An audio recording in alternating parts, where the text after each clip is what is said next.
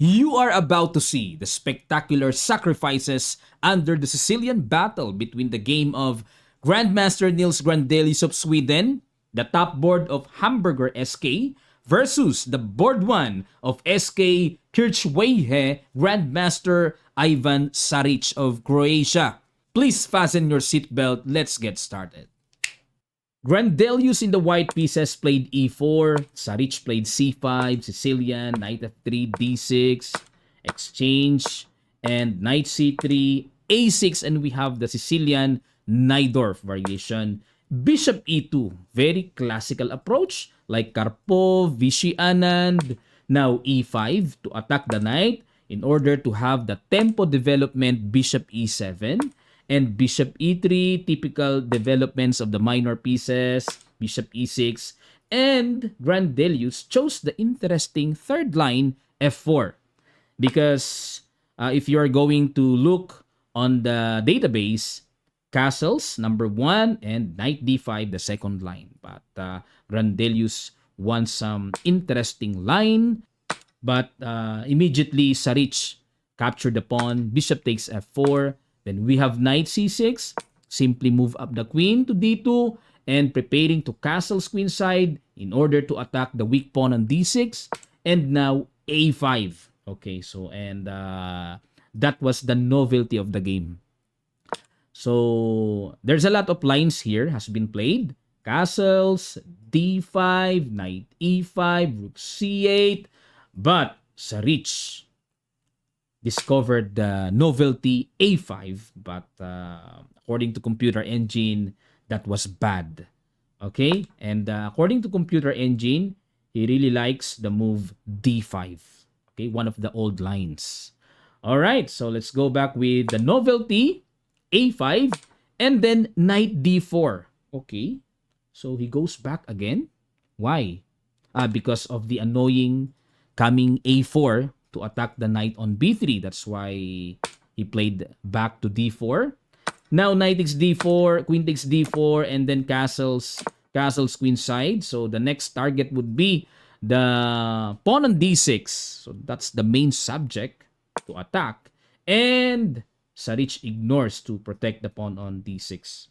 So what if, for example, what if Black will play knight e8 in order to save the pawn on d6? And white simply plays king b1.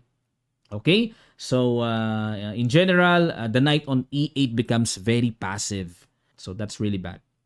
All right, so that's why Saric wants to create some counter attack maybe in the queen side. And he failed the pawn on d6. Bishop takes d6, queen takes d6, and queen a5. Of course, 100% no life after queen takes d6, rook takes d6, a clear pawn up for white. And indeed losing for black after that. So that was really nice to play queen a5 and a3.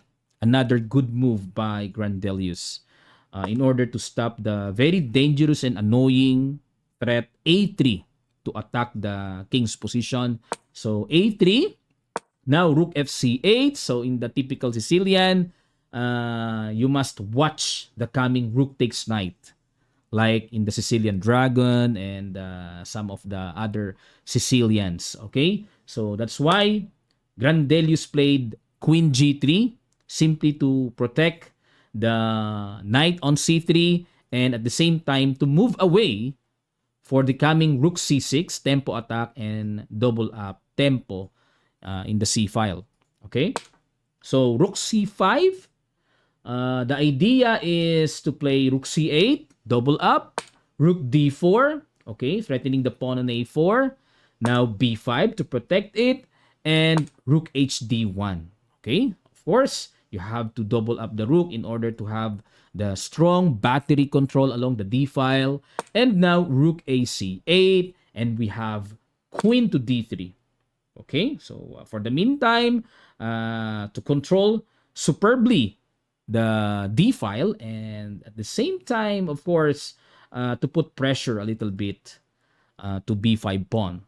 All right, and then knight to E8. Now queen E3. So white is waiting for the black's plan. Queen c7. Okay, so threatening the pawn on h2. Then we have h3, simply to save the pawn. And h6, all right, to release some back rank weakness.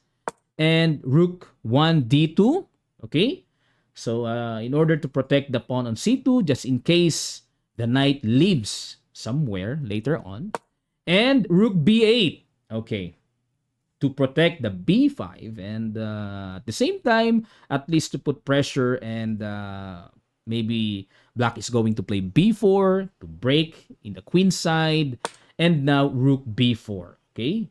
White immediately blocks the square, tripling the attack towards the b5 pawn, and we have knight to d6 to support it. All right, at this point, Brandelius played an amazing move like a puzzle. Can you please guess that move? I'll give you a couple of seconds to pause the video in order for you to think.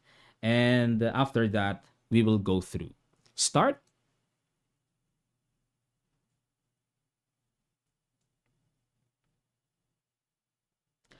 Thank you so much, guys, and congratulations for the move knight takes a4 sacrifice. Amazing sacrifice. And Sarich played rook g5. Yeah. By the way, what's the meaning behind the sacrifice?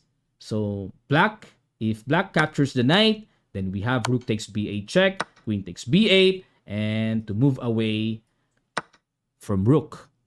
Okay? So white is winning. Okay, let's go back with rook g5, and then another brilliant move by Grandelius. In order to save the pawn and leaving the knight hanging on a4. D takes a4, rook takes b8, queen takes b8, but this is the amazing move. Queen to f4. Attacking the knight on d6. Okay, still pin. So the knight can't move away. Now, bishop takes g4. Okay, what's the purpose? Maybe to give tempo for the black rook to protect the knight, something like that. But Grandelius simply, and rook g6, e5, knight e8, then we have bishop c4, very strong pressure to f7, and knight f6. Okay, knight f6. Of course, white is not able to take the knight because of the pin. But can you please guess the last shot that Ivan Sarich forced to resign this game? I'll give you again a couple of seconds. Start.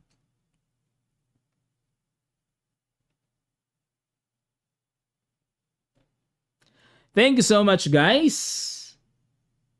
Congratulations for those who played bishop takes f7. That was an excellent move of this game. Really amazing. And Sarich resigns the game. Why? Because after king takes f7, white is going to take the knight? Nope. But to play e6 check. And we discovered attack towards the queen.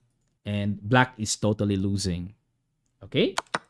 Now, if black goes to h7, then we have simply bishop takes, check, king takes, and we have queen f5 check, king f7, and simply, okay, white can capture the knight, but you can also try to play rook d7.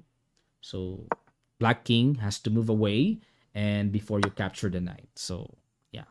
Okay, thank you so much, guys, for watching this game. I hope you learned from the very artistic sacrifices under this Sicilian battle. And by the way, can we update the standing after round number 6? Okay, so OSG Baden-Baden have accumulated 10 points, and with accumulated tie-break individual points of 29.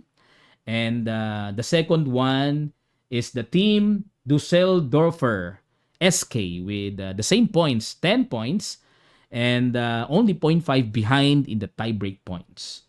Okay, and the Hamburger SK, not bad for third place so far. Okay, and based on the schedule, The round 7 would be on February 1, 5:15 a.m. PST in the time sets here in chess.com. All right, thank you so much, guys. So, if you have more requests to analyze the games, please put in the comment section below. And thank you so much. If you haven't subscribed yet in my or in this channel, please do subscribe and click also the notification bell so that all of our upcoming videos will notify you. Thank you so much. I'll see you next time.